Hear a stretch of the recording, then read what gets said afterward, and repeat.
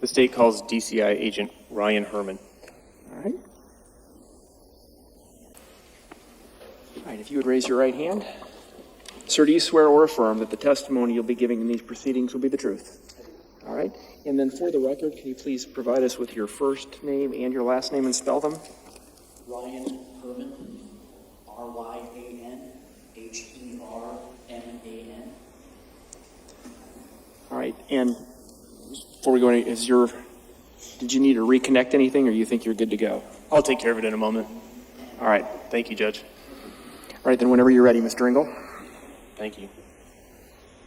Agent Herman, could you please state your name and spell your last name for the record? Ryan Herman, Herman. Just want to double check. How are you employed, sir? Good. How are you employed? I'm employed by the Iowa Department of Public Safety, Division of Criminal Investigation. I'm a special agent assigned to the Major Crime Unit in Mason City. How long have you been employed by the DCI? I've been a DCI agent since April of 2011. I've been assigned to the Major Crime Unit since October of 2014. Could you talk about your education and training that qualifies you for that work? After high school, I enlisted in the United States Marine Corps. I spent 4 years serving in the Marine Corps as an infantryman. In the summer of 2006, I got out of the Marine Corps to attend Mankato State University in Minnesota, where I achieved or earned a bachelor's degree in criminal justice from Mankato State University. In the fall of 2010, I was hired by the Iowa Department of Public Safety as a DCI agent to attend the 35th Basic Academy in Des Moines. I graduated from the academy in April of 2011, and then I was assigned to the Gaming Bureau.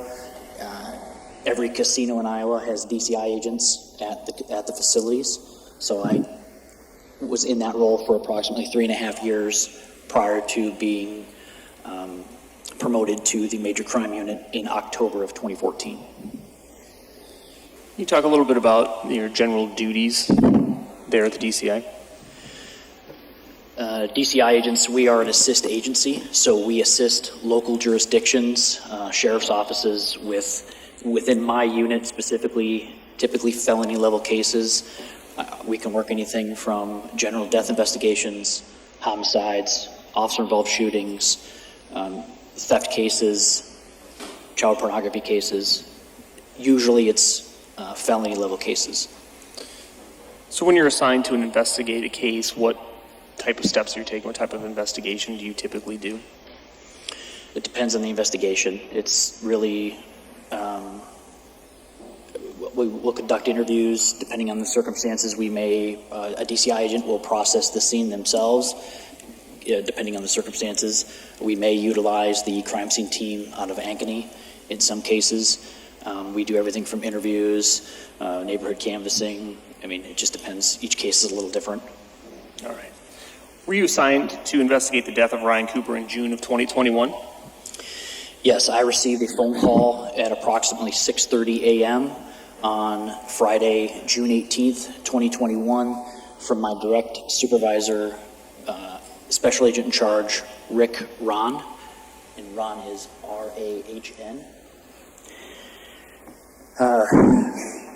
SAC Ron informed me that the Tama County Sheriff's Office was requesting the assistance of the DCI with a death investigation in rural Tama County, and asked that I make my way to Tama County to assist. And then he informed me that I would be the case agent in this particular case. What is a case agent? A case agent is the direct liaison. So when a law enforcement agency calls the DCI, an agent will be assigned as the case agent to assist directly with that department. So in this case, I was the direct liaison with the Tama County Sheriff's Office. I would have been essentially the face of the DCI for that case.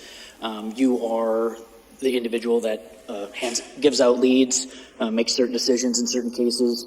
You're essentially the manager of that case for the DCI. gave a brief outline of the information that you had received from Rick Ron, the special agent in charge. Did you have any additional information at that time? I got information that we had a male decedent identified as Ryan Cooper, who was found dead in his recliner chair in his living room, and that his wife, 3 children, and his brother were present when the Tama County Sheriff's Office arrived on scene. Is that essentially the sum of the information you had then at that time as you began your investigation? Yes, from where I lived at that time to my arrival in Toledo, Iowa, it took about approximately an hour and a half, so there was a phone call and that information was provided to me, so I didn't get any more information until I arrived in Toledo. What were the initial steps then, or the initial step that you took in your investigation? The first thing I did was interview Karina Cooper, which would have been the wife of Ryan Cooper. And heading into that interview, what is the nature or purpose of that interview? She was present, or she was the one who had found Ryan, and we wanted to basically get an overall information of what happened, if she saw anything, heard anything. The person who makes the 911 call is typically a pretty good place to start. And we knew that she was present. Obviously, she's the wife of Ryan. It happened in their home. It's a logical place to start. At this point, the information that you provided, is that your understanding of essentially that was more or less the sum total of information law enforcement had collectively? That's the information that I had. I would say that's accurate to say that law enforcement as a whole, that's about the information that they had. Did you know at this point anything regarding the cause of Ryan Cooper's death? No. We just heard extensive testimony regarding Snapchat communications, cell phone searches, search history, etc. Were you aware of any of that information? Is that information that was available to law enforcement at the time that you did this first and second interview, or did that take place much later in time? Upon my arrival to begin the first interview, I didn't know anything about that. There was information that came in during my initial interview and then throughout the first few days of the investigation, but then the majority of what you're speaking to is later in the investigation. So to be clear, the information we just talked about with regard to the cell phones was not information in possession of law enforcement when you completed these interviews? Correct.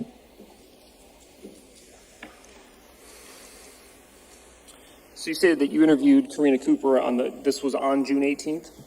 Yes, it was the morning of June 18th. So approximately what time did that interview take place? 9:39 a.m. is when I started my recording. We've heard testimony that Karina Cooper called Aaron Cooper at around 4:30, so it's approximately 5 hours later. Yes. Where did the interview take place? The interview was at the Tama County Sheriff's Office. What's your initial approach to the interview? What information are you trying to determine? Really just trying to find out what Karina knew, what Karina had heard, get some background information on her, on Ryan, on the family, really just general information, and then ask her kind of what's going on, find out what's going on with Ryan's death. When you started this interview with Karina, was this a criminal investigation or essentially unknown? Unknown. So did you then ask her, when you first met with her, what had happened that night? Yes, so the conversation started. We spoke briefly about her children, the marriage, the fact that Ryan and her had been together for approximately 15 years, and they had been married for about 12. I think we briefly talked about how he grew up in the Toledo area, or Traer area, and she grew up in Dysart, which in proximity is fairly close to each other. I got a lot of background information for Ryan essentially being a farmer, and she ran a hair salon out of an outbuilding on their property at the residence. What's the purpose of obtaining all that information? Background, just to, try to get to know them. Try to solicit information from her, just general information of, who's all in the house, who's in the family, things like that. After you've obtained this background information, did you then move forward to attempting to find out what she knew about the death of her husband? Yes, we spoke. One of the questions I had right away was, why is Ryan sleeping on the recliner? What's the situation with that? So we spoke in depth about how he has a snoring problem, and he sleeps on the recliner and has for an extended amount of time. I believe she said, essentially when their youngest child was born, which she would have been about 4 at that time, that he had been sleeping on the recliner basically that entire time, or sleeping in the living room that entire time, also due to the snoring. And she indicated that there's always children in the bed, and there has been children in the bed with her for a number of years. Did you ultimately ask her then the series of events that led to her discovering her husband's body? Yes, she said she ran through kind of the breakdown of the evening. I believe she said that there was her oldest son had a baseball game. They returned from the baseball game and kind of did their baseball game kind of ritual of everybody taking showers, everybody having dinner. She said that she was the last one to take a shower, and she thought that she had gotten into bed around 9 or 10 o'clock p.m. on that evening. She said that she sits in her bed and reads on a Kindle, a tablet. I think everyone knows what a Kindle is, but it's a tablet where you read books. And she was reading on her tablet, and she got up to use the bathroom, what she thought was around midnight, maybe 11:30, goes back to bed and falls asleep. And then she wakes up again at approximately 3 a.m. She's not really sure exact time frame. At that time, she uses the restroom a second time, and then goes back to sleep. She noted that when she got up at around the midnight, 11:30 time frame, the TV was still on, I believe, and she heard Ryan snoring. And then again at 3 o'clock, she remembers that the TV was off, the room was dark, and she heard Ryan snoring at that time as well. She says after she uses the restroom, she goes right back to bed, lays down, falls asleep, isn't in what she would call a deep sleep, but is awoken by a crashing sound. She said that she instantly thought it was, they had a wire shampoo caddy that sticks to the wall in the shower where you put your shampoo and your soap. That caddy or that wire rack had fallen in the bathroom a few days prior, and she remembers because it scared her, and she thought that that was maybe what that sound was. So she goes into the bathroom, checks out, sees that the caddy had not fallen, goes in, walks out of the bathroom, walks into the kitchen area, looks out the kitchen window, and doesn't see anything out of the ordinary out in the dooryard, and then proceeds to go back through the house to the living room. She goes in the living room where Ryan is. She made a comment that she was kind of upset that he didn't get up because she thought this loud noise, and she didn't know what it was. And usually he gets up when something like that happens. And so she goes in there to turn on the light, and then she at first thinks he's just sleeping, and then she notices all the blood. Did she talk to you about her actions after she first noticed Ryan? I remember she said that she, at one time, looks on him to see if she sees any markings or any, she can't understand where the blood is coming from. I remember she said that she freaked out. She screams, which I believe the scream caused her son, who was sleeping upstairs, to come downstairs. And she was concerned that something had happened or somebody was maybe in the house. She wasn't sure. So she locks the older boy into the bedroom with the 2 younger children. And I don't recall if she goes in with them at that point, but she ends up at one point in the room with all 3 kids locked in the bedroom. and she places a call to Aaron Cooper, who is Ryan's brother. Did she explain to you what she thought might be going on at that point? She didn't know. She thought possibly somebody was in the house, something had happened, and she was scared that somebody was in the house. And you had said that there was some conversation about her attempting to determine what happened to Ryan. Did she tell you she was unable to determine what had happened to Ryan? Yeah, she said that she looked on his face and couldn't tell if there was any bumps or bruises, cuts, anything like that. She couldn't understand why he was bleeding so much. Prior to this interview, had you listened to the 911 call or reviewed the dispatch logs that indicated information provided by Karina Cooper to the 911 dispatcher? I believe I listened to the 911 call during a break that I took toward the latter part of the interview. During this part of the interview, I don't think I had listened to the 911 call at that point.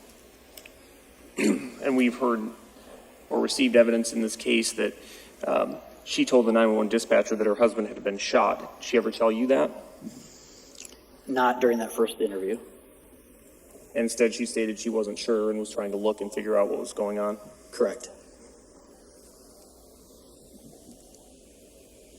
So she said, as part of your interview, are you attempting to determine a timeline of events? Yes. What's the purpose of attempting to develop that timeline? It allows us to have a better idea of the totality of everything, from the time the 911 call happens to the time the interview happens. Let me back up.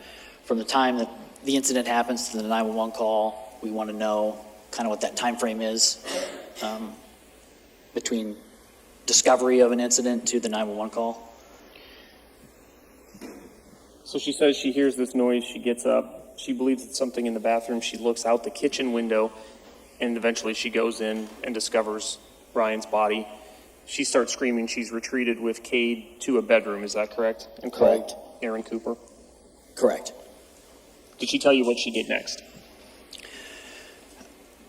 I believe it was kind of chaotic for her as far as how the events played out, but she at one point climbs onto Ryan Cooper, and she said she remembered when Aaron shows up. Aaron comes in from the dining room area of the house behind her, and she's laying on top of Ryan. Did she tell you why she did that?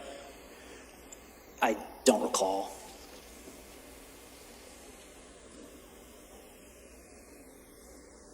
Any additional information she was able to provide you about her initial response to finding Ryan Cooper dead?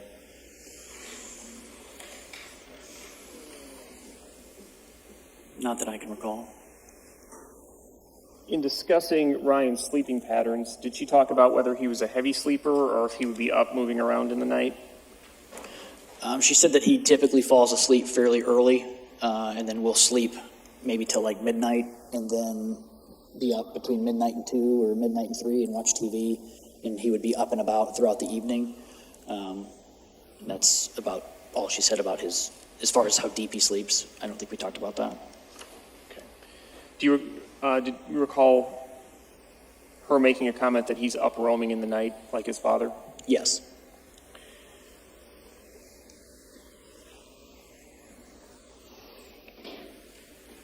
Did this information prompt any further questions or inquiry on your part?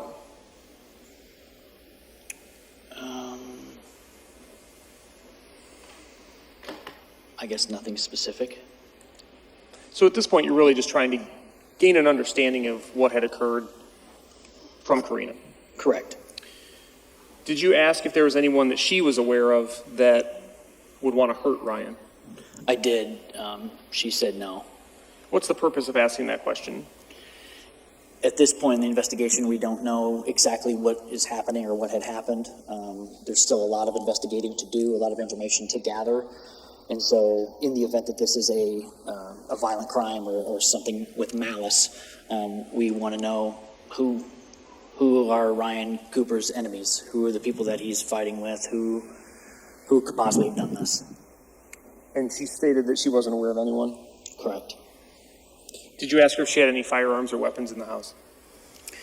Yes, she did say that when she went into the bedroom with the kids prior to calling Ryan's brother Aaron, that she attempted to remove a firearm from a small safe that was in her closet.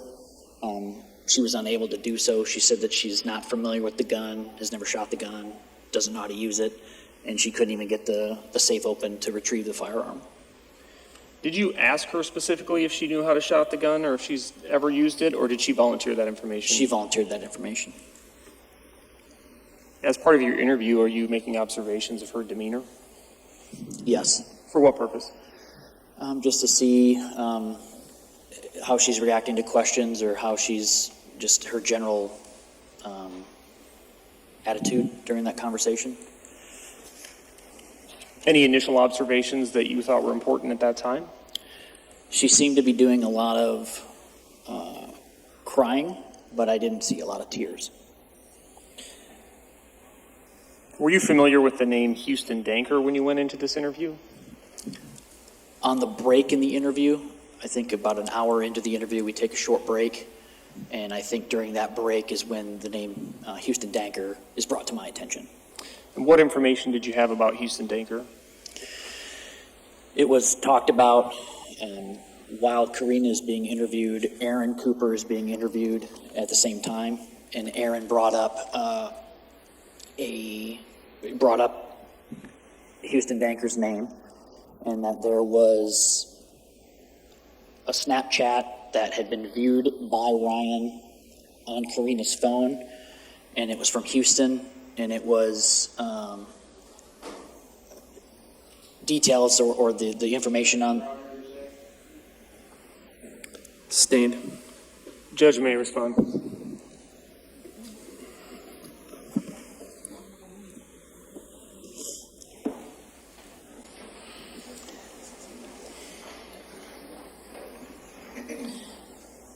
Agent Herman, you received some information that it sounds like there was a Snapchat message or something involving Houston Danker, and this information was provided by Aaron Cooper, correct?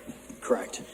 Did that prompt you then to ask Karina about Houston Danker and her relationship with Houston Danker? Yes. What was the purpose of you asking that question? The information was that she may have had an affair or that there was some sort of romantic relationship or physical relationship between Houston and Karina. How or why would that be relevant to your investigation? Well, typically, husbands and boyfriends don't get along very well, typically. And so there's the information that Karina might be seeing someone else and maybe Ryan knows about it. There could be a conflict between those two that Karina didn't disclose to us at the beginning of the conversation.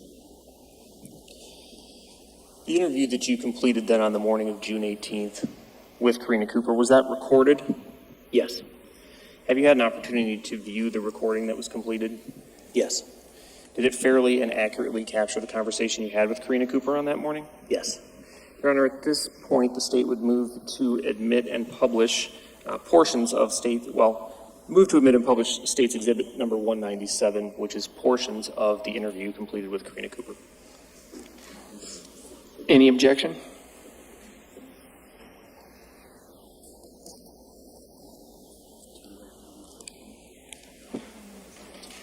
No objection, Your Honor.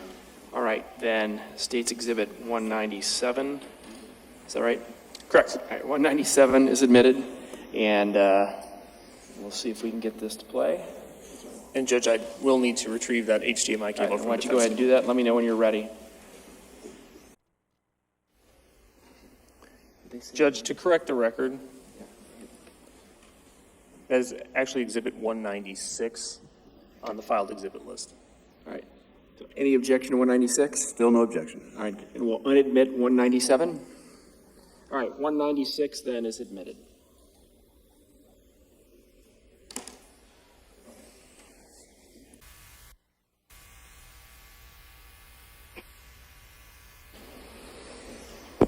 There we go.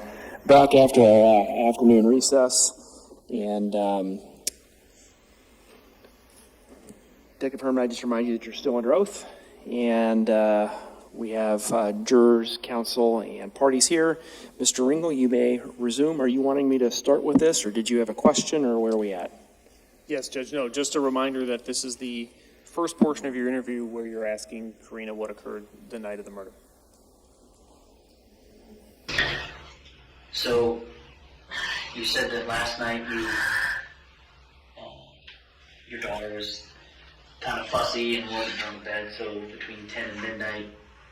She went to sleep fine. She, every once in a while, has like, I don't even want to call them night terrors, but it's like she was having a bad dream. So she was kind of fussing in her sleep. She wouldn't wake up, and so I was just kind of up in between reading my book with her, and I know it was close to midnight before I put it down. Okay. Anything else kind of off or just strange about last night? Nothing. Nothing? Okay. So you fall asleep between midnight.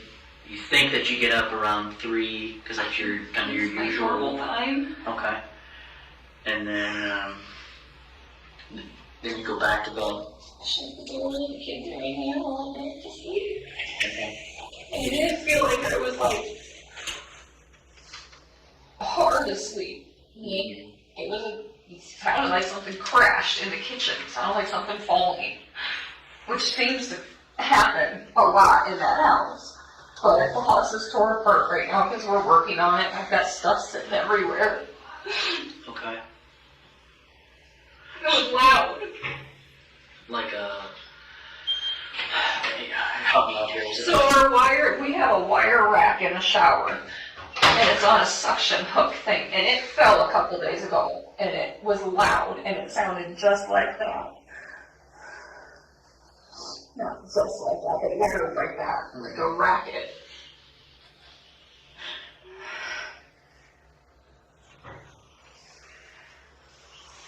So no sounds of like glass breaking or anything like that. Just kind of a loud, like you said, a ruckus. Yes. Okay. And that woke you up or that? It scared me. Okay. Kind of laid there for a second. See, kids woke up, which they didn't. It seems like there's always something stupid once a week that him and I get up and see because of the highway or something. I got up and I peeked in the living room and he was laying there, and I went to the kitchen and turned the light on in the living room, and then Okay. I looked in there first before I went to the kitchen, and it looked like he was sleeping. Okay. I swore and swore.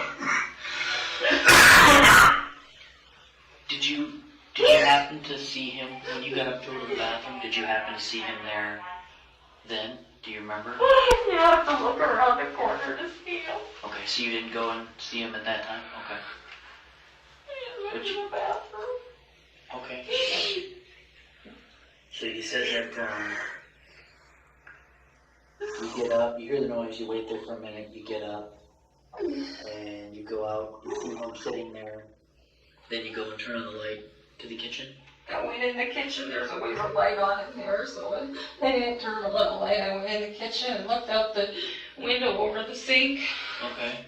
towards the driveway, looked around the living room or the kitchen. There's nothing on our walls anywhere because we've been painting and everything. I didn't see anything, so I went in and I said his name was on. Okay. I turned on the light. It didn't look like he was Okay. So when you turn on the, did you turn the light on in the living room there? The table lamp, yeah. The table lamp? Yes. I scared my kids so bad. Yeah.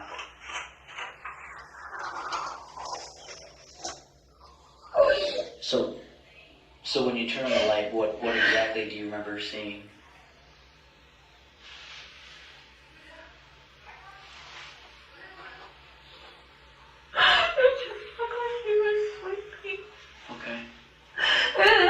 up to him to touch his foot. There's blood, like, everywhere. Like, a lot.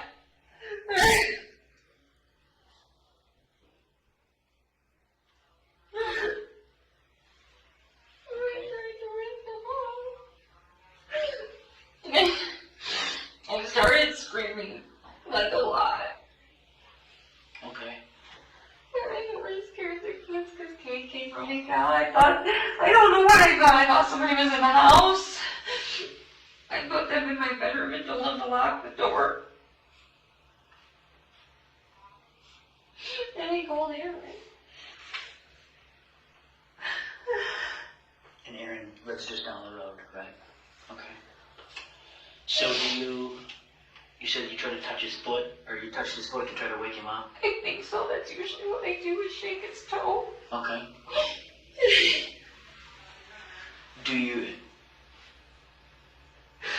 So let me backtrack. When you see him for the very first time, he's sitting in the chair like he's sleeping. He's reclined in the chair and looks like he's sleeping. Okay. And Blankets on him. where's the blanket on him? Like over him? Like over his chest? Yeah. Okay. His feet always stand up. I swear he was snoring. Okay.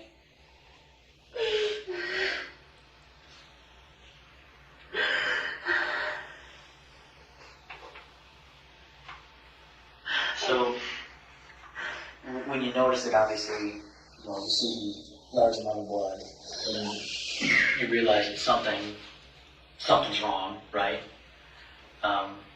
Do you make any attempt at, do you touch him? Do you? I couldn't find him.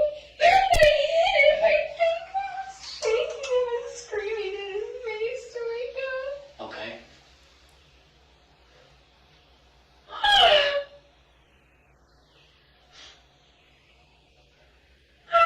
He fell on the floor next to him because I think he slipped.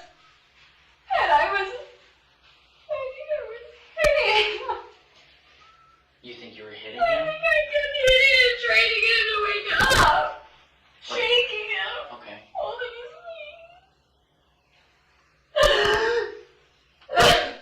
Like hitting his chest? I don't know, grabbing his shirt or making him up to wake up. Okay.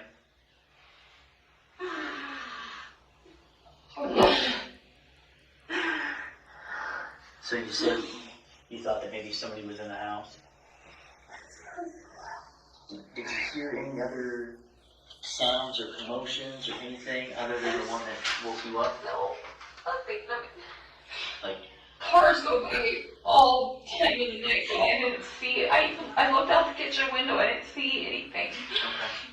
No sounds of like the front door slamming shut or No, anyone running down your deck or down your steps or anything like that? no, nothing. Okay. Okay. So, after trying to wake him up or get his attention, you said you called Aaron? I called Aaron before. Well, I touched him or whatever. And then I just remember I started screaming and screaming. And Kate came down. That's when I told him to get in my room with the other two kids, and I called Aaron from in there. Inside the room? Yeah, I think I locked the bedroom. I was in and out. I went in and locked it, and then I thought I had to go home, right? I didn't know if he was there. I tried to get my stupid gun that I don't even know how to work and have never shot out of the safe that he said we had to have, and I couldn't even get the thing open. It's in our bedroom closet. Okay. And how big of a safe is it? Just a little Just a one security type Okay. handgun safe that I don't even know how to open. Okay. And So, you couldn't get it open? I don't think so. Did you ever actually get the gun out of the safe? No. Okay. I touched the safe, I think, because it's some stupid fingerprint thing, I think, and I put my finger on it and nothing happened, and I was screaming, and Okay. I called Aaron. He said he was on his way, and I went back out. Okay. I told the kids to stay in the room, but they wouldn't, so I kept going back in there to take them in because I didn't want them to see. Yeah. And I was scared and I didn't know if somebody was there. Okay.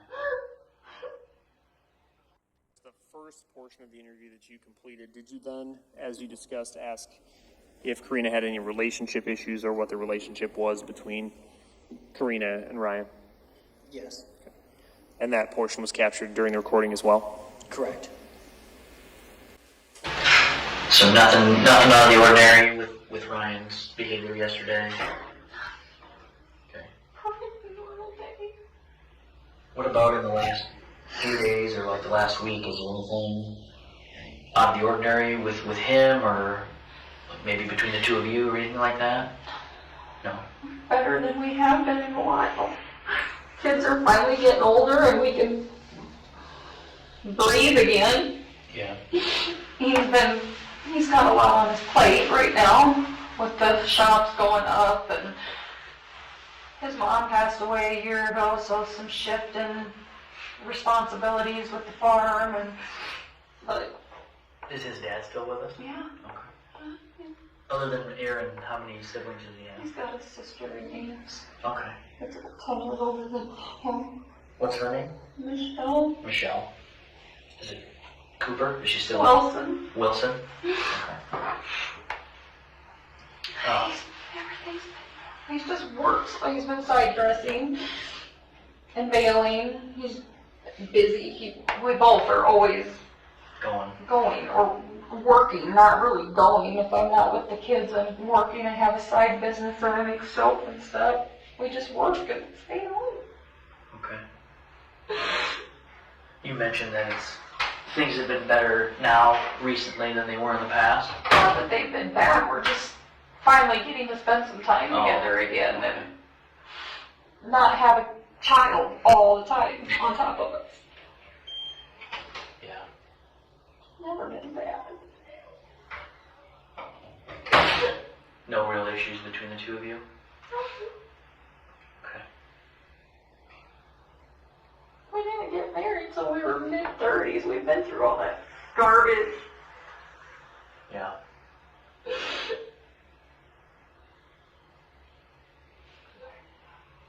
We had plans. Plans for what? Okay. We wanted to buy a lake house. We were gonna last year and it didn't work out. And then the ratio hit. And we decided that it was a blessing in disguise because then we were putting up a shop sooner than we thought. We'd wait a few years. Just had plans. We're 40 years old and we still have a 4-year-old and we just joked all the time about hoping that we were alive long enough to retire. And go do things.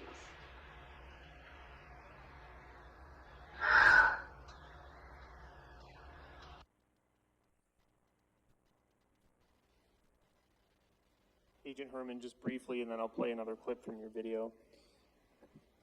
There's someone else there in the room with you, obviously. Who's that person? That would have been Special Agent in Charge of Rick Ron. And throughout your interview with Ms. Cooper, were there portions you said you weren't certain what had occurred yourselves, what the nature of the injury was? Were there portions of your interview where you spoke to her about essentially the fact that you didn't know what happened to Ryan? Yes, we talked about that it could be a medical situation. We briefly discussed if she had any thoughts that maybe it was a suicide by Ryan or anything like that. You stated to Ms. Cooper that it could potentially be a medical situation. We'd said we didn't know, and we've seen cases where this is a result of a medical emergency as opposed to something violent or something malicious. Considering that she had indicated to 911 that her husband had been shot, did she ever correct you or offer any information as to what she believed happened to him? No.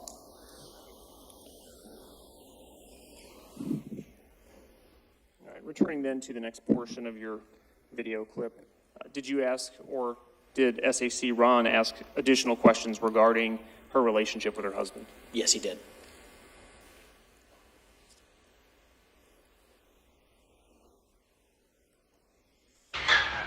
Again, not to be personal, okay, but again, these are things we need to ask just to try to figure this thing out. Has there been any marital issues between the two of you?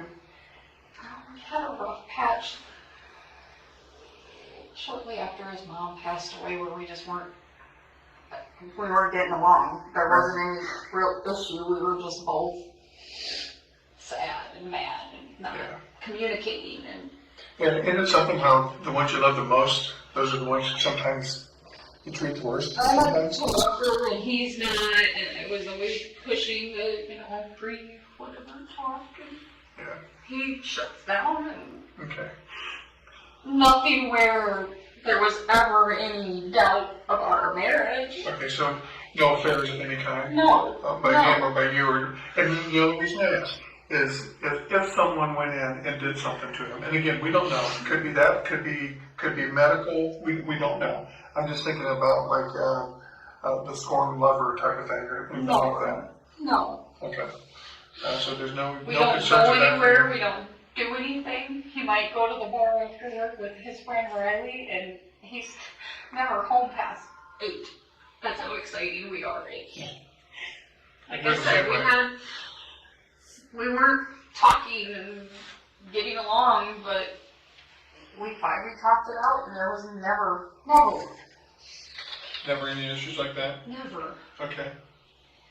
I know I never worried about it. I don't think either one of us. Just like I said, he's been divorced. We got married in our 30s. We didn't. And further along in your interview, did you again ask her to recount, or did she provide further details or a retelling of what had occurred the night that Ryan died? Yes. We got to kind of regroup here. We're going to try our best to get to the bottom of this, okay? And again, we don't know. It could very well be, like I said, a medical thing, because we've seen that before. And he is how old? 42? Or something else could happen. That's what we're here to try to find out and figure out. But basically, to rehash things, just to make sure, you hear this noise, you get up, you think at the time it sounded very similar to the wire rack that had fallen in the shower a couple days earlier.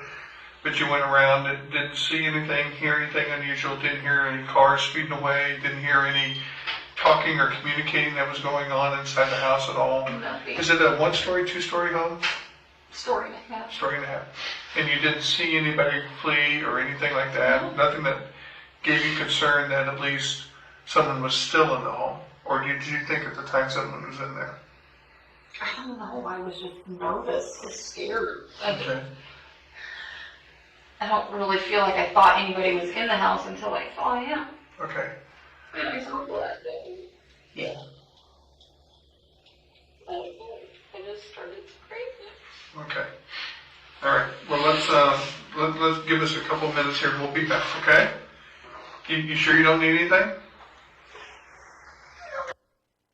So she had recounted her story a couple separate times. At any point, did she talk to you about sending Snapchat messages with Houston Danker at 3:30 in the morning? No. Did she ever mention using her phone or deleting photos? No. Did she talk about anything that would explain taking over a football field worth of steps? No. You said that in your prior testimony you took a break and at that point found out some information about an individual named Houston Danker and asked follow-up questions related to that, correct? Yes. And we just saw you in the video getting up to take your break, correct? Correct. All right. I'm going to play the remaining portion of your video.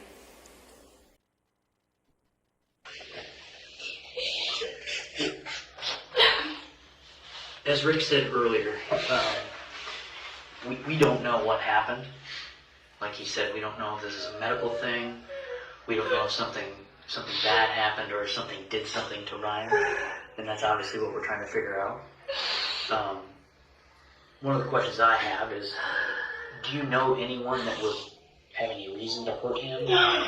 Has he had any issues with anybody? No, nobody. He doesn't hurt anyone. Okay. I know you said that he is usually home by 8 o'clock, but sometimes goes to the bar with Riley. Once in a while, Has he talked about maybe somebody he ran into at the bar? That maybe there was. I guess I'm just trying to wrap my head around it. You know, if anyone is going to come into your house and do something to him, can't think of anybody. Okay. He just works all the time and comes home. What can you tell me about your relationship with Houston? Nichole? Yeah. My friend? Okay. And I'm going to be blunt with you and be forward with you. The only reason we ask is Aaron made mention about maybe Ryan seeing something on your Snapchat. Not that that was Houston, but maybe there was something with your Snapchat. Last fall, there was a Snapchat that wasn't even meant for me. Okay, tell me about that. Supposedly, Ryan saw it, not me. And he told me about it. It was something about a married woman and naked, seeing her naked or something like that. Okay. And Ryan saw it and confronted me, and I confronted Houston, who were friends on Snapchat, and that's it. So And he swore up and down in front of us that it wasn't intended for me. And that was the end of it.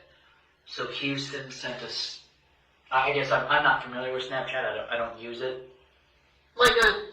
Not a picture, Ryan took a picture of the, message that he sent through Snapchat about something about being a married woman or something. I barely even saw it because I didn't know what the hell it was. Okay. And he swore up and down it wasn't meant for me. Houston. And we had snapped each other earlier in the day that day because he got some product from my salon. Okay. So he said that he sent it to the wrong person. So, I guess. This is dumb. Well, we're trying to get to the bottom of dumb. Oh my God. We're just making sure that all the questions are answered. So, and correct me if I'm wrong, is it a situation where Houston sends a snap to you that's not supposed to go to you? Supposedly. That, He did send a snap to me, yes. that is about you being a married woman or naked with a married woman? Don't know. You don't know. Well, what does Ryan say about that? We've talked about it since then. We've talked about it with friends. That's how non-issue it became after we talked about it. That said something about, remember, I've seen you naked, and something about a married woman. Has Houston seen you naked? No! God, no! Okay. He's 22 years old. I, No! to each their own, I just. Stupid town and their rumors. No! Okay. I cut his hair. Okay. I watched his kids a couple times when his babysitter flaked. Okay. We don't know unless we ask. Right?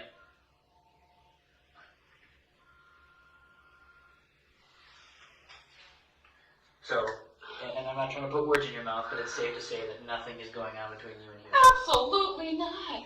After that Snapchat, I don't even talk. I don't cut his hair anymore. I told Ryan I would just keep a distance from everybody, from him, from his brother, from anybody related in that age group, Okay. to make him feel better. And it's been a non-issue since then. And this was, you said last fall. Get a better time frame on that? This snap was not last fall. It was more like this spring or late winter. Okay. Okay. Last fall is when I was supposedly horsing around with him because I babysat his kids and his truck was at my house because I babysat his kids. That's what all that stupid Houston Danger stuff started with. Okay. We're friends. Ryan didn't like him. They don't fundamentally get along. So as his wife, I said, I'm not his friend anymore. We're cutting his hair. Just keep a distance. And it was over. It was done. Okay. When's the last time you socially interacted with Houston? Or cut his hair or anything like that? Last fall. Okay. Okay. Don't talk to him. He asked me to watch his kids one time. might have, I don't know if it was last fall or this spring, because it was field work, and I said no, that Ryan wasn't comfortable with it, but Amber, my friend Amber, would be more than willing to, and he called her, and she became his babysitter. Okay. That's the last I've spoke with him. And what's Amber's last name? Monit. Monit? M-O-N-A-T. Okay. Like I said, we get information and sometimes we have to ask stupid questions. Okay. So that interview took place, as you said, it started approximately 5 hours after that phone call to Aaron Cooper, which was at 4:30 a.m. You also stated then that you conducted an additional interview the following day on June 19th of 2021. Yes. What was the purpose of that second interview? To try to get more information from Karina. The autopsy had been completed on Ryan, and we had completed our search of the house and processing of the house. So I had some follow-up questions for Karina that following day. When you were going to interview that second day, what additional information beyond the information you received from the autopsy did you have?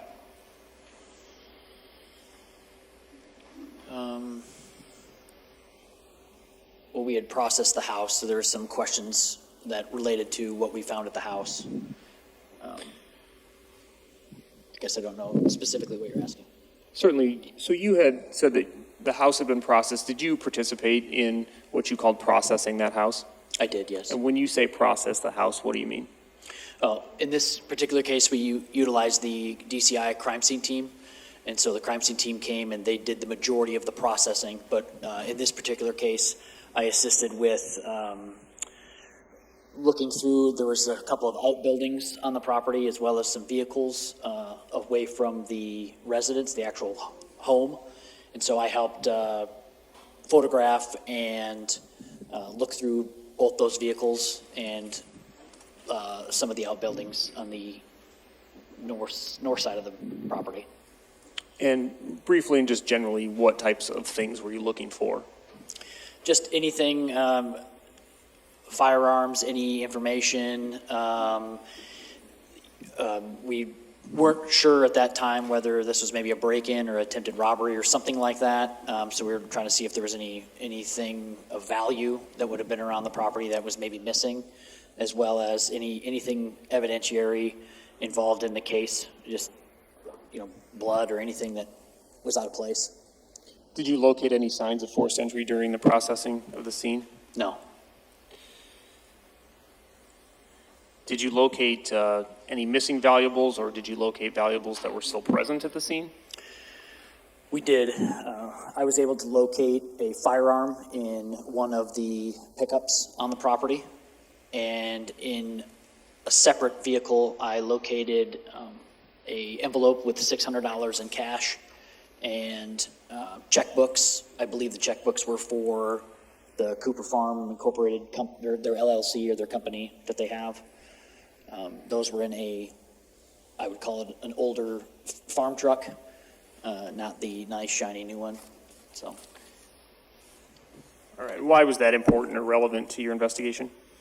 It just showed that, if the intent was to come in and steal things, they didn't look very hard, because the unlocked pickup truck next to their house had a pretty good haul in it. All right. So you have that information, not full details, but generally what did you learn from the autopsy? That the cause and manner of death was gunshot wounds of the head, and that it was manner of death was manner of death was homicide. And you said gunshot wounds. Do you remember how many? 2. How did that information influence or affect your subsequent interview? It took out the theory of, is this a medical problem? Is this a suicide? It made it clear that something had happened and that this was a homicide. With that in mind, was part of the nature of your questioning involving again, not only developing a timeline, but also scene security, or essentially the security of the home itself? Yes. Had you learned information about, and we've heard some previous testimony about the fact that there was a family dog? Yes, they have a Rottweiler at that time. His name was Ransom, and that he was present in the residence. It was explained to us that Ransom barked at everything. Ransom was a very protective dog, as Rottweilers tend to be. He slept in the house most nights. And when it was cooler out, he would sleep outside, but in this particular evening, he was in the residence, and in fact, in the bedroom with Karina and the 2 younger children. And she provided you with that information? Yes. With regard to the security of the home, did you ask her questions about the door that was located behind the recliner Ryan Cooper was found in? Yes. Generally speaking, was the house typically locked? Were doors always locked? Who locked them? She indicated that Ryan was always kind of the last one in the house in most of the time, and that he would make sure things were locked up, and that they were more focused on locking the shop because there's typically more valuables in the shop as opposed to the residence. She specifically said that she was 99% sure that door behind Ryan was locked, and that she had been doing some painting, and through the course of that, she had made sure that that door was locked as she finished her painting. Did you try to determine where everyone else in the house was at that time?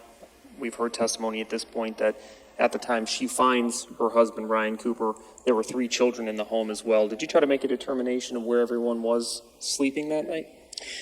Yes. She stated that she had made a deal with the kids that she would paint their rooms whatever color they wanted over the summer, but kind of the reward would be that all kids would be back in their beds, and that Cade, the oldest boy, was sleeping upstairs. He would sleep on the sofa with his dad and watch TV. The last few evenings he was going to his room, and that the 2 younger children were, by the end of summer, before school started, supposed to be back in their rooms, but on that particular night they were sleeping with Karina in her bedroom.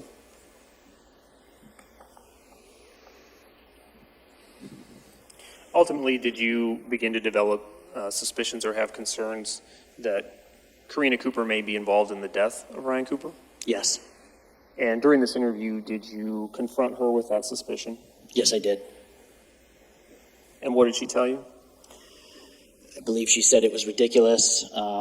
She made comments about Houston Danker, and that made comments about Ryan's, because Ryan sleeps in the other room, or that they maybe don't get along all the time, that why would that be a reason for her to kill him? Something to that effect. Did she say she was sleeping? Yes, she was sleeping at the time.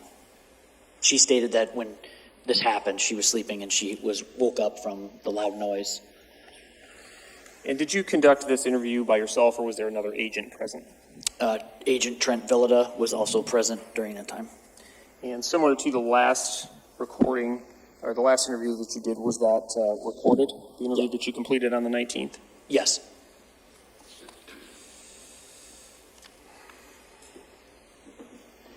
Your Honor, at this time, let me just ask you, have you had an opportunity to review the recording of that second interview? Yes. Did that fairly and accurately capture the interview that you completed with Karina Cooper on that date? Yes, it does. This time, the state would move to admit and publish State's Exhibit number 301. Any objection? None, Your Honor. All right, State's Exhibit 301 is admitted. Let me know when you're ready, Mr. Ringle.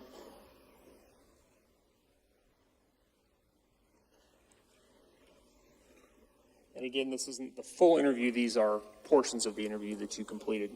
And initially, or at least during a portion of this interview, you spoke with her about the dog Ransom, correct? Correct. Are you ready, Mr. Ringle? Yes.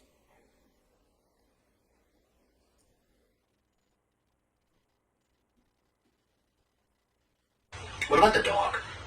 I noticed I stepped on a couple piles of dog poop. And somebody said you guys have maybe a Rottweiler? We have a Rottweiler. Okay. Where's the dog? Where's the dog now? He's with some friends of ours that watch him when we go on vacation. Where was the dog on Thursday night? He was in the bedroom with me. Okay. And he barks at everything. Okay. And he woke up when I woke up to the noise and let out a little. To the loud noises. Yeah, and okay. but he's usually upstairs with Cade, but since we took the carpet out, he's afraid of the wood on the steps. So I tripped over him leaving my bedroom. That's what we just talked about today, that if somebody was in the house, he would have been raising hell, I would think. Mm-hmm. He barks at everything. Okay. But he's in the house every night. Either he kind of wanders around the house. Okay. Do you typically leave your bedroom door open? Yes. So he's, for the lack of a better term, he's a free-range dog. Yes. We have 2 cockapoos that if you let them in the carpet, the minute they see carpet, they're going to pee on it. And they've been potty trained for 3 years. They'll cats. Yeah. Cats pee on everything. As soon as they see carpet, it's pee time. So we seclude them in a little thing at night, but they have free range of the He's all over upstairs. the house. Okay. You could probably leave him in the house for 2 days and he wouldn't go to the bathroom. He just Okay. goes everywhere in the yard. Okay. But he's almost, this time of year, if it's a nice cool night, he likes to lay on the patio furniture and he might not come in. Okay. But when it's hot like it has been, he's in the house. So it's not uncommon to let him in the house. Like you'd be No, living- almost every night. I prefer he be in the house just because we lost a few dogs to the highway, so we try to keep him inside at night. What's his name? Ransom. Right. Oh, it's a good dog name. I went with Doug. Which I think is Also a good name. It's a good dog name. Okay. So Ransom's in the house. He doesn't make much noise other than the kind of the. Just a real low, like, he does that if Ryan gets up to go to the bathroom, or Okay. Okay. he full on barks if he hears something outside or in the house. Okay. Well, that kind of takes me into my next question. You get up at 3 a.m. to go to the bathroom? Around there usually is when I do. Okay. Kind of take me back through that. I know you said that you thought you went to bed about midnight. I think I finally fell asleep about midnight. Cortland was kind of up and down, not up, but crying in her sleep or something all night. I know I got up to go to the bathroom. The TV was off because it was on before. It's right there in front of the doorway, so I glance, and a lot of times if it's still on, I'll go in and shut it off. So it's off at 3 a.m. It was off. And did you look at the clock? Do you know that it's 3 a.m.? No, I just know that that's usually about the time that I wake up and go to the And bathroom. it's because you take the water pills. And what does that do? What does it do? It's not a water pill. It's called Be Epic. It's like a weight management pill, Okay. and that's the only thing I can blame it on. That I tend to go to the bathroom a lot with it. And specifically, middle of the night. Specifically, first few hours in the morning when I take the morning one, and then middle of the night, and then that I kind of chalk up to being 44 years old. I don't know. Okay. But it's almost always about the same time. I have to get up and go to the bathroom every middle of the night too. And then sometimes I can't fall back asleep. So when you, I guess, the way I should have asked that question is when you said 3 o'clock, you don't know that it's 3 o'clock. You're just going off of past experience of, hey, my middle of the night, I gotta pee. Yeah, I'm guessing You it was go around out there and the TV's off, and you said you hear Ryan snoring. I hear him snoring. Okay. So, time aside, at that time, whatever time it is, TV's off, he's snoring, you're 100% sure of that. You go to the bathroom, you go back to bed, you fall asleep right away. I don't feel like I was sound asleep, you know? So, I usually, sometimes I can't fall back asleep and I'll, get on my phone because half the time I'm apologizing to Katie Morrison, my good friend, because she'll always joke with me, are you always up at 3? Because I'll respond to a message or something to her at 3 and then realize it's 3 in the morning. So I didn't get on, I think I fell right back asleep, but I don't feel like I was in a deep, deep sleep. Does that make sense? I don't feel like I had been asleep for hours. okay. And then what happens? I wake up to a noise, like a crash is the best way I can describe it. And the first thing I thought was the shower caddy that had fallen the day before and scared Cade and I. And now he says he heard that too. Cade says that? Yeah, but he's heard me talking for a day and I don't know what to take. And he's upstairs, right? He's upstairs. I got up and I know that I like glanced at the living room, see his foot. Went to the bathroom, flipped on the light. That thing wasn't down. Flipped off the light, went to the kitchen and looked out over the sink. That's what we. And then I was pissed because he wasn't up. Usually he gets up too, and we're like, "What was that noise?" And went in the living room and said his name, and there was no answer. And I swear I heard him snore. From the kitchen is where I could swear I heard him snore. And I turned on the table lamp, and just glancing at him, adjusting my eyes, it looked like he was laying there sleeping. And then there was blood. Okay. A lot of it. A lot of blood. And I just started screaming. I thought somebody was there.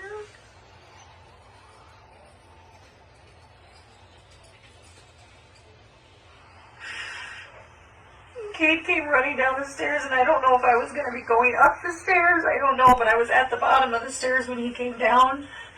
And I think I scared him because he told me all of a sudden running back up. And I said, "Oh, come down here and get in the bedroom." And I put him in the bedroom with the other two, and I said, "Lock the door." And I think I locked myself in there too when I called Aaron. I think I was in the bedroom when I called Aaron. And then I told them to stay in the bedroom no matter what and don't answer for anybody but me or Aaron. And I went out and tried to read them out. And did the kids listen to you? Did they stay in there? Cade came out and came running and he slipped in the blood that was on the floor.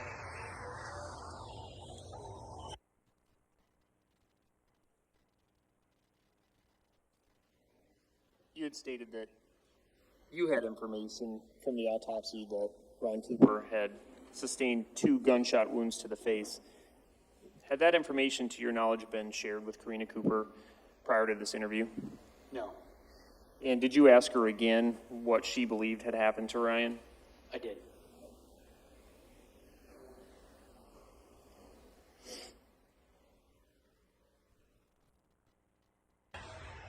What did you think about, like, how's this blood? Like, what? I didn't. I don't know. I was looking all over him trying to find a cut, a shot, a bump. I was just looking, trying to figure out where the blood came from, and I couldn't find anything. You couldn't find that? Okay. Nothing stood out to you? No simple marks or One anything? eye was open. That was the only thing I Okay. keep remembering. I couldn't find. It seemed like it was all around his face, though, in his neck. Okay. I didn't pull the blanket back. I just kept grabbing his face.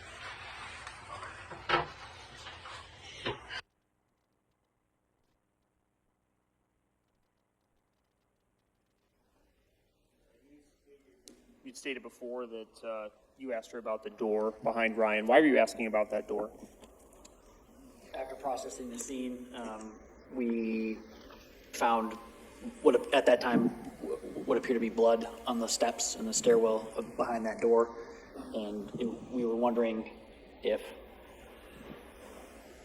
someone had come in that door, come out that door, if that door was locked, if it was open when she found Ryan, or if it was closed when she found Ryan, or what was the status of that door when she discovers Ryan. Do you know, I understand it's a chaotic situation, but do you know, does anybody go in or out that living room door? I know Cade was next to that living room door because that's where he slipped. But he would have had no reason to open it. He was there involved, asking me what's wrong, asking Daddy to wake up. So I don't know of any reason why. I don't remember anybody going in or out that door. The deputy was behind me. They didn't come in that door. I think Aaron met him at the kitchen door. And you said when Aaron comes in the house, he comes in from the kitchen. He was behind He comes in behind When you. I noticed him, he was behind me. He wouldn't have used the living room door. Everybody that knows us uses the kitchen door. Okay.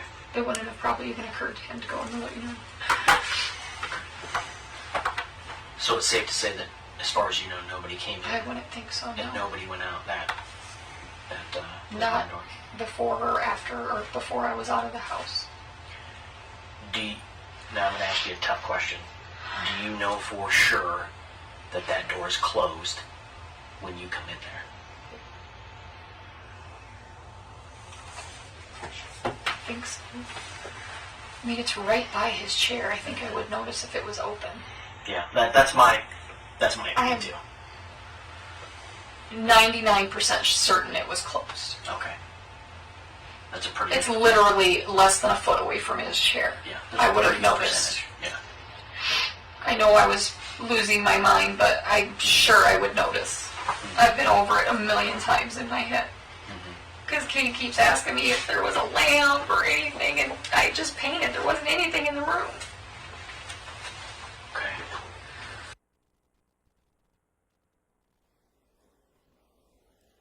She had described to you during the first interview hearing a crashing sound. Did you follow up on that crashing sound? Yes. For what purpose? We wanted to see if something had in fact fallen off the wall or fallen off a shelf or something in the house, to see if there was a reason why she heard a crash. Did you or Agent Valletta also make an attempt to determine, a timeline? She stated that she was in bed between when she heard that crash and when she got up. Yes. What did she tell you? Between 5 and 10 seconds.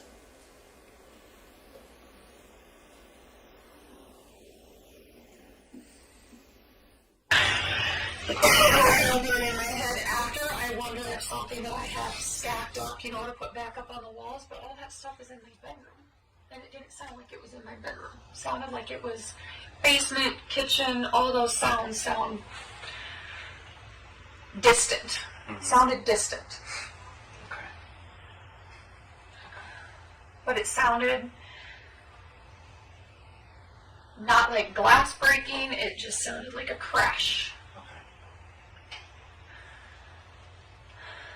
Sounded like something falling off a shelf. Yes. Or falling Yes. from up high down. Down low, onto something hard, not carpet. Okay. But it wasn't even loud enough, like I said, to wake the dog. And usually, if there's a loud enough noise, he's barking. Barking. And he doesn't give out a bark. He just Just kinda the low, yeah. the warning. Lets the air out of his lungs. Yes. Yeah, my dog does the same. And then he followed me. He wasn't even raising hell once he followed me out of the room. Okay. Do you know? Can you answer this? Because we're going back and forth, and this is all going on. Does Ransom stay in the room with the kids? I know he was in there at different times. In the room with Ryan, or No, in the room with the kids. Okay. I don't remember him ever being in the room with Ryan. That doesn't mean it didn't happen, but I don't remember it. You don't remember shooting him out of there, grabbing him, throwing him outside, or anything like that? No. No, he didn't go outside, I don't think, until I did, but I don't know for sure. I know he was in the bedroom when I went back in the bedroom with Cade, because I locked the door and he was in there. Because he was upset, agitated. He wasn't barking, but he was agitated. He's probably going off of your, Right. They can sense that stuff, right? Yeah. I mean, your dog gets freaked out because when you're freaked out, Yeah. I I have to think, though, I don't know if Cortland stayed in the bedroom the whole time, but from what they're telling me, that Cable kind of came in a little bit and she probably followed him. I would have to think that the dog did too, because he follows those kids around everywhere. Okay. And how, is he a big dog? He's 130 pounds. That's a big dog. He's a big dog.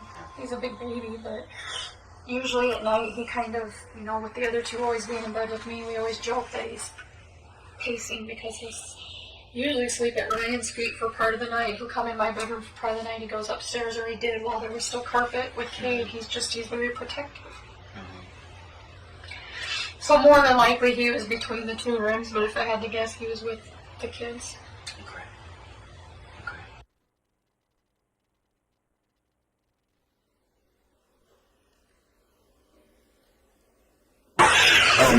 we were talking about nightly routines, lights on in the house at night. I can't see crap in the dark, so I have to leave like a kitchen light on. Sometimes I fall asleep on the couch, or sometimes when I snore, I get kicked in the spare bedrooms. I have little lights everywhere. Is that kind of, with little kids, is that how you guys operate? It's not so much lights, it's me and my decorating that, yes, we have usually quite a few small, like, I call them nightlight light bulbs, but they're in a decorative thing. The kitchen is usually pretty well lit. Got one similar to that in the living room and the dining room, but neither one are plugged in because I just painted and I haven't put everything back. But the house, I would say, is lit decently. My bedroom is very, very dark. The yard light comes through in the living room. That's how I can usually peek in on Ryan. And that was the other thing we always forget to ask in every case I ever did. The outside lights. So that you have the outside driveway light that's always on. Yeah, that's you have the a yard motion light too by the door. I can't remember if I saw one. We have can lights that are new That's since we right. got the house sited, and they're never on because we've never had them before. We always Right, forget. always forget. But we would turn, the few times that I've left those on, like when he was combining or something, until he got home, he shuts those off at But like with most farms, the driveway is at least lit. The yard light is quite bright, and it shines right in that living room because I figured he was going to have a fit because I hadn't put curtains or anything back up yet, so it's going to be light while he was just sleeping. Okay, yeah. And I always forget to ask that, and I have to call you at some point. You know, like my wife, when you hear a noise at night, my wife, especially when the kids were little, we have this big fat cat in our house. He's like 10 times as big as he should be, and he always jumps up on stuff, and it sounds like a bowling ball hitting things, right? So every time Henry would jump on something, my wife would be like, oh shit, and she'd roll out and be on her feet into the hallway. Is that kind of like you, where you're... Yes, when the kids were really little. Yeah. I think I'm getting over that a little bit, that I'm sleeping a little harder than I you're used to. 40, I'm 49, so I get where you're coming from. I'm sleeping harder than I used to, but I don't feel like I was, sleeping real hard that night anyway, because Portland was having a weird night that she was fussy. So I guess my question then would be, is when you hear that noise, are you pretty quick to get out of bed? I don't feel like I was. I feel like I laid there scared for a second before I moved, because usually he'll jump up. And then when I see him get up, within less than 10 seconds, but usually he's up when there's a noise. Right. And then I get up because I'm not. And usually my wife has to wake me up and say, go look, because I don't hear anything, so. So I probably laid there for what now feels like probably too long, but at the time probably 5-10 seconds, and he didn't get up, so that's why I would have peeked in the living room to see if he was sleeping.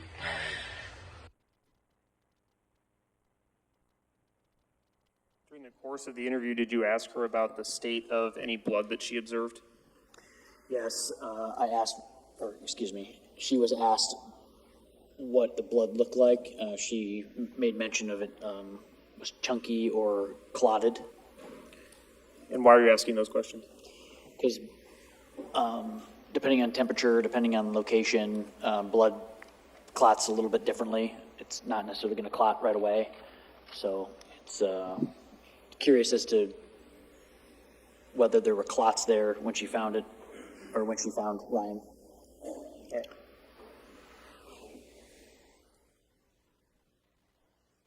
And you said when you went out there, you saw a lot of blood. Can you kind of tell, because I had it, did you see any behind him on the floor?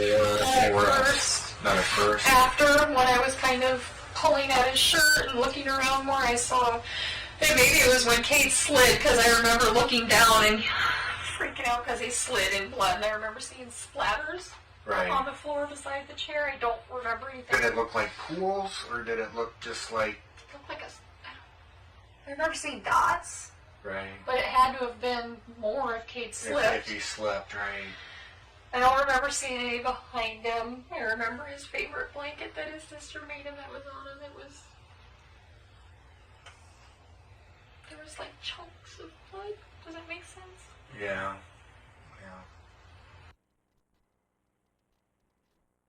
All right. And was it towards the end of your interview then that you had confronted her with your suspicions? Yes.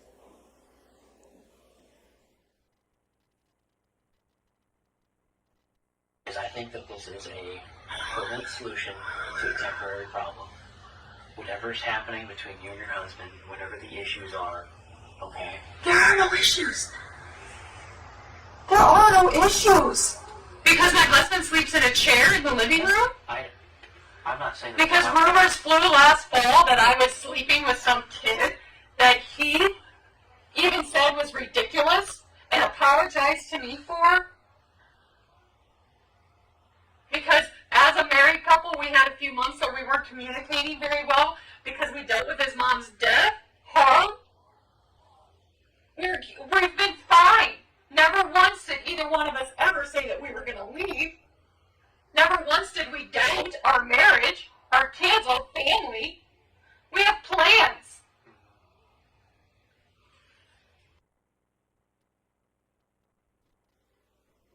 Thank you, Judge. That's the end of that exhibit.